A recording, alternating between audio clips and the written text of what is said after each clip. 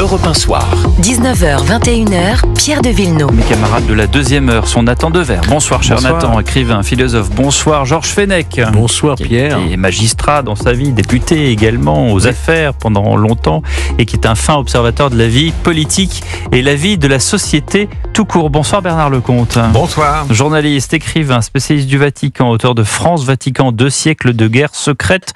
J'imagine que vous êtes aux premières loges depuis quelques jours, depuis la mort du pape François, et que vous observez avec attention ce dernier jour, j'allais dire, de liberté pour les 133 cardinaux. Bien sûr, c'est pas tous les jours que meurt un pape, c'est pas tous les jours qu'on doit le remplacer, et particulièrement dans un monde tellement secoué, mouvementé, fracturé, que cette élection a peut-être un enjeu très particulier par rapport aux précédentes. Pourquoi très particulier ? Parce que on oublie peut-être en France que l'Église catholique, c'est 2000 ans d'histoire, d'une part, mais c'est aussi 1,4 milliard de fidèles répartis sur toute la planète. Donc, qu'on soit catho ou pas, c'est un enjeu géopolitique colossal, l'Église catholique.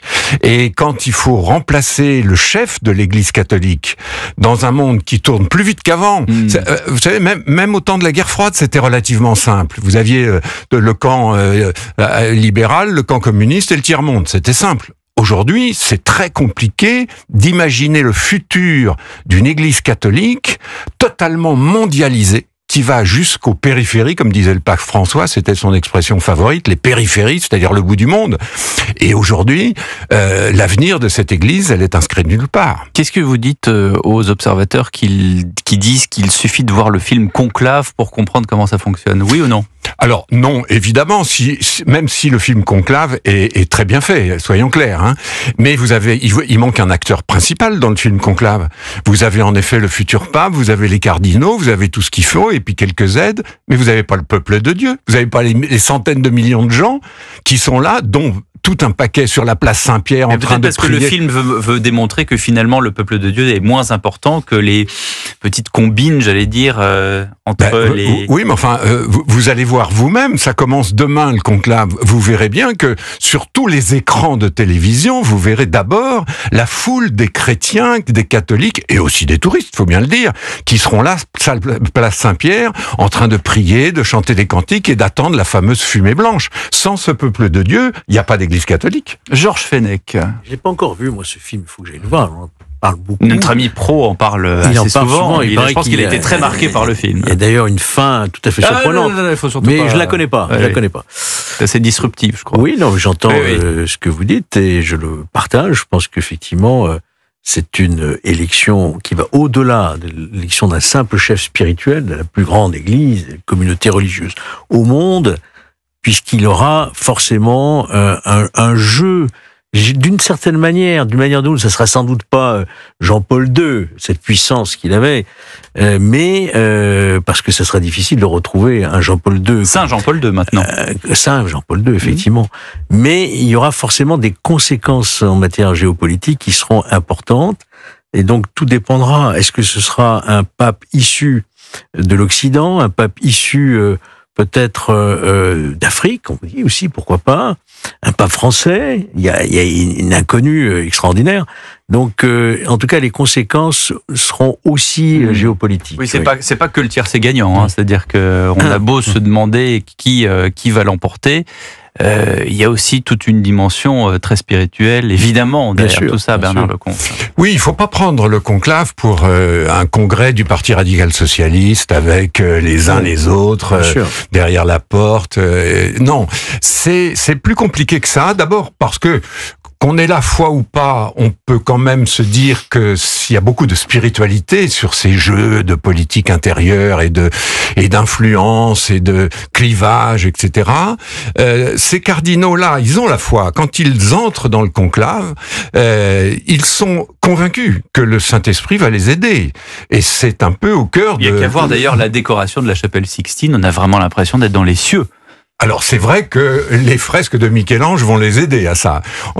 Quand le cardinal avance dans la chapelle Sixtine et qu'il vote, il a en face de lui le jugement dernier de Michel-Ange, qui est évidemment une espèce d'appel à la conscience, à l'humilité, etc. Mais enfin, n'oublions pas qu'il y a eu des conclaves avant les fresques de Michel-Ange. Nathan Dever. J'ai été assez réticent en voyant le film Conclave. Je trouve qu'il y a eu... Que vous n'allez pas spolier, évidemment. Évidemment que non. Je ne vais pas le divulgacher, comme on dit en français. C'est mieux. Mais j'ai trouvé que c'était un film qui montrait bien les dimensions politiciennes, qui mettait bien en relief les dimensions d'ambition personnelle, mais qui faisait vraiment écran à ce que vous êtes en train de décrire, à savoir le principal, l'importance spirituelle que revêt bel et bien l'élection du pape, aussi bien pour les catholiques que pour les croyants d'autres religions et que pour les non-croyants aussi. Le Vatican, c'est quand même un des derniers lieux au monde où on fait vraiment de la politique avec un très grand P. Ça veut dire que quand on fait de la politique, c'est pas pour réfléchir à des intérêts économiques, énergétiques, diplomatiques. C'est pas un référendum sur les écrans pour les enfants. Non, exactement. Et c'est pas non plus la manière dont Trump pratique l'art of the deal. C'est au contraire, on fait de la politique en réfléchissant à l'application d'un idéal sur Terre. Je recommanderais plutôt le film Les Deux Papes, que j'ai trouvé absolument bouleversant. Bernard Lecomte, pardon, Georges Fenech, vous vouliez rajouter quelque chose? Oui, mais il y a aussi un film extraordinaire avec c'est Michel Piccoli qui joue le pape, qui sort en fait parce qu'il en a marre et il se perd et puis en fait il voilà. Et on a eu Saint Jean-Paul II. Que dire de Jean-Paul II? En plus pour moi c'est assez particulier. Jean-Paul II a fissuré le mur de Berlin avec l'aide évidemment de Gorbatchev et d'autres. Ils sont très nombreux en fait les gens qui ont participé à la chute du mur. Lech Walesa bien sûr, Gorbatchev d'une certaine manière parce qu'il a dit de ne rien faire. Donc il y a eu ce saint père qui a participé à la chute du communisme. Ensuite il y a eu Benoît XVI, qui était un pape de la rigueur, et je parle sous votre contrôle, Bernard Lecomte. Et puis il y a eu le pape François qui a eu ses ouvertures d'esprit en tout genre. Alors est-ce que ça veut dire forcément qu'il va y avoir un retour vers la rigueur ou un retour vers la sainteté qu'il n'y avait pas forcément chez le pape François? Personne ne sait. Personne ne sait ce qui va... Merci, dans un instant la météo. Personne ne sait ce qui va se passer dans le conclave. Mais il faut bien dire que c'est vrai à chaque fois, personne ne sait. Vous parlez de Jean-Paul II, mais qui aurait pensé, en août 1978, quand Paul VI meurt, qui aurait pensé qu'on aurait un pape polonais venant de derrière le rideau de fer. Jean-Paul Ier entre les deux. Mais c'est presque la même élection, puisque Jean-Paul Ier, comme on se rappelle, est resté 33 jours. Mais Jean-Paul II ou Jean-Paul Ier, la mécanique du conclave était la même. Et je vous invite à l'avoir en tête cette semaine. Il y avait deux candidats. Il y avait l'archevêque de Vienne, Siri, qui était très conservateur, qui détestait le concile, et l'archevêque de Florence, qui s'appelait Benelli. C'était les deux papabili principaux. L'Église a voté, a avancé, on a bien vu que ce serait l'un ou l'autre, et à ce moment-là, comme dans presque tous les conclaves des temps modernes, on s'arrête et on se dit, attention, il ne faut pas élire le pape d'une moitié de l'Église. Il ne faut pas élire un pape pour les conservateurs ou un pape pour les progressistes. Et donc, on va chercher un troisième homme, un outsider, et c'est comme ça qu'on a trouvé Wojtyła. Je me souviens très bien, c'était le cardinal Koenig, l'archevêque de Vienne, qui a dit aux Nord-Américains et aux Allemands et aux Français, je m'explique, aux non-italiens, c'est ça que ça voulait dire, qui leur a dit, vous savez, il y a le Polonais là qui est vachement bien, c'est un type qui mérite, d'ailleurs vous le connaissez, il a fait des voyages, oui, tout à fait. Et on a élu Jean-Paul II comme ça. On en avait parlé aux congrégations générales avant le conclave, et pendant le conclave, il y a eu ce mouvement. On élimine les favoris, parce que les favoris risquent de diviser l'Église. Et la hantise des cardinaux, c'est une division de l'Église qui s'approfondirait dans le futur jusqu'à provoquer un schisme ou un éclatement de l'Église. Donc vous êtes en train de nous dire, Bernard Lecomte, qu'il pourrait se passer exactement la même chose. C'est-à-dire que là, on parle quand même beaucoup de celui qui est actuellement le cardinal italien qui est... Parolin qui était d'ailleurs aux côtés encore du pape François tout dernièrement avant qu'il soit rappelé à Dieu. Et il y a aussi 2-3 autres noms qui circulent. Et en fait, on pourrait avoir quelqu'un qui n'est pas dans la liste. Bien sûr. Parolin, vous parlez de Parolin, vous avez raison, puisque c'est certainement le cardinal le plus connu de ses confrères. Parce qu'il a été secrétaire d'État pendant très longtemps. Et à chaque conclave, le secrétaire d'État est numéro 1 ou numéro 2 dans la liste des papabilis, c'est normal. Il a assumé la charge, Mais en fait, il connaît n'est jamais les dossiers. pape, celui-là. Si, une fois. Ah oui. Il s'appelait Pie XII. Ah, il s'appelait Pie XII. C'est quand même pas c'est pas un petit pape. Ouais, Mais évidemment. en effet, les papabilis, c'est ceux qui sont les plus connus au départ. Et c'est tout à fait logique. Et aujourd'hui, on voit bien, la liste des papabilis, je la remets pas du tout en cause, elle est parfaitement cohérente. Mais encore une fois, soyons prudents et imaginons cette exigence pour tous les cardinaux, d'abord l'unité de l'Église. Donc, trouver au fil des votes quelqu'un qui soit un rassembleur, un fédérateur. C'est l'essentiel pour les cardinaux. Nathan Dever. Oui, vous savez que pour la petite anecdote, j'ai appris ça, habemus papam, ça veut pas dire, c'est mal traduit, ça veut pas dire nous avons un pape. Nous avons pour pape. Puisqu'après, c'est dit habemus papam, cardinalem, quelque chose. Mais en effet... Vous voulez rentrer dans la glose non, mais comme vous citiez tout à l'heure le titre du C'est film. l'accusatif en latin. Exactement, mais c'est un double Voilà. accusatif, parce qu'après, il y en a un autre aussi. Oui. Sur le sujet du conclave qui vient, la question, à mon avis, qu'on peut se poser et que j'aimerais vous poser, c'est quels sont, selon vous, les grands enjeux auxquels l'Église doit répondre aujourd'hui. Ça veut dire les grands enjeux que les cardinaux vont avoir en tête dès demain, de la même manière qu'au moment de l'élection du pape François, les enjeux, c'était la crise des institutions, les fameuses affaires dans lesquelles s'était un peu empêtrée l'Église sous Benoît XVI. Quels sont, selon vous, ces enjeux aujourd'hui ? Les grands enjeux. Le premier enjeu, évidemment, moi, je suis journaliste, donc je vois cet enjeu géopolitique majeur qui consiste à ce que l'Église reste unie dans l'avenir. Elle a 2000 ans, cette Église. Elle a traversé des périodes invraisemblables, hein, les schismes, les guerres de religion, la Révolution française, que sais-je.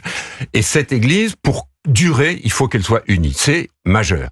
Mais évidemment, il y a tout ce que le monde catholique, le monde non catholique laisse en héritage quand un pape meurt. C'est-à-dire que vous avez les grands enjeux spirituels, vous avez les grands enjeux éthiques, qui sont peut-être plus importants à notre époque qu'il y a un siècle, par exemple. Enfin, quoique, à chaque fois, il y a toujours eu des discussions, des polémiques. Là, les enjeux éthiques sont majeurs. Non pas tant pour des raisons de polémique toutes bêtes, mais pour des raisons scientifiques. Tout simplement, c'est-à-dire qu'on est dans un monde où la science, les progrès de la science font que tout change. L'intelligence artificielle et la bioéthique, ce sont des vrais enjeux pour des gens qui doivent transmettre l'évangile, qui lui, évidemment, a 2000 ans d'âge et n'a pas connu ni l'intelligence artificielle ni la bioéthique. Il y a les enjeux et puis il y a aussi les grands dirigeants du monde qui veulent évidemment tout savoir et qui voudraient prédire déjà qui serait le futur pape. Vous avez tweeté tout à l'heure dans l'après-midi le fait que vous rigoliez en écoutant commenter le déjeuner de Macron avec les cardinaux français à Rome, et vous dites qu'il suffit d'ouvrir votre dernier livre que j'ai cité tout à l'heure, de 2 siècles de guerre secrète, chez Perrin, qui s'est cité l'année dernière, et vous dites que le général de Gaulle, en 1958, avait fait bien pire. Oui, en 58, et d'ailleurs en 63 aussi. En 58, vous savez, c'est la mort de Pie XII, qui meurt en octobre 58. De Gaulle vient de revenir au pouvoir, et tout de suite, quand il apprend la mort du pape, il convoque son ambassadeur, qui s'appelle Roland de Margerie. Et Roland de Margerie arrive en catastrophe, De Gaulle est rue de Varennes, l'attend, et puis il se dit, alors, monsieur l'ambassadeur, quels sont les candidats? Alors, il y a Ottaviani, il y a Ruffini, il y a Lercaro, celui-là, il est contre la France, celui-là, il est ceci et cela. Et puis, il y a Roncalli. Et à la fin, De Gaulle lui dit, bon, j'ai compris, notre candidat, c'est Roncalli. Alors, foncez, monsieur l'ambassadeur. Il l'envoie pas dans un avion de l'armée pour aller plus vite à Rome.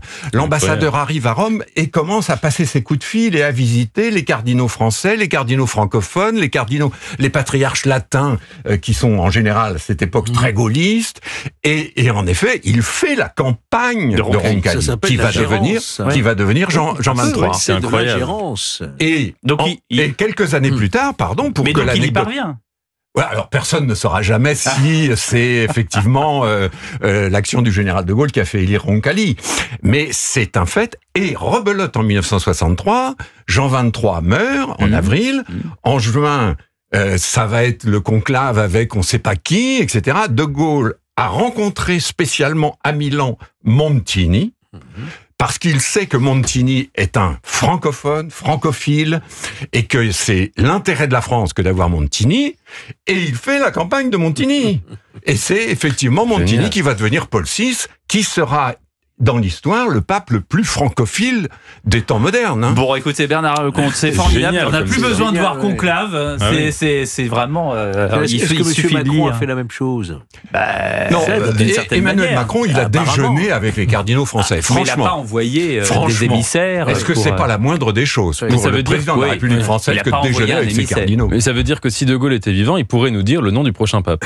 C'est ça ce que vous insinuez. Ouais, et en tout cas, il n'est pas comme Donald Trump à se mettre en scène avec Ah non, ça le c'est chapeau clair. du pape. Non, mais le souvenir de De Gaulle, c'est amusant, évidemment, ces choses-là. Mais il faut pas oublier que tout simplement, le président de la République, il est en charge de l'intérêt de la France, et que l'intérêt de la France, c'est d'avoir avec elle l'Église catholique du monde entier, et notamment dans le tiers-monde, notamment au bout des Dans la des France, périphéries. Merci beaucoup Bernard Lecomte. Et lisez donc France-Vatican, 2 siècles de guerre secrète. Vous verrez effectivement des choses palpitantes dans ce livre. Merci beaucoup.